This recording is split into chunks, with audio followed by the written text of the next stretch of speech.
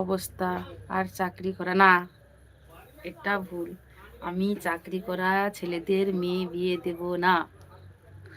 এটা আমার জেদ বলতে পারো, ভালো লাগা বলতে পারো, খারাপ খারাপও বলতে পারো। কেন দেব না একটা পয়েন্ট বলে দিই।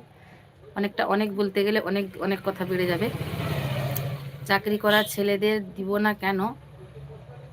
হয়তো টাকা থাকবে, কিন্তু আমার মেয়েটা সুখী হবে না, প্রথম কথা। দ্বিতীয় কথা হচ্ছে ওদের কাছে টাকা আছে, সম্মান নেই, এটা।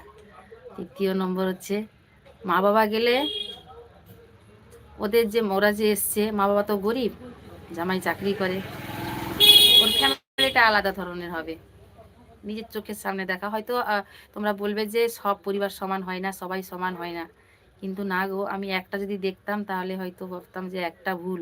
কিন্তু যতগুলো চাকরি করে, আমাদের ফ্যামিলিতে অনেকে চাকরি করে, আমাদের ফ্যামিলিতে দেওর করে, মাসি আর মাসি ছেলে আরও অনেকে করে চাকরি, কিন্তু ওরা মানুষ, কেউ ভালো মানুষ নয়। মানুষ, কিন্তু কেউ ভালো মানুষ নয়।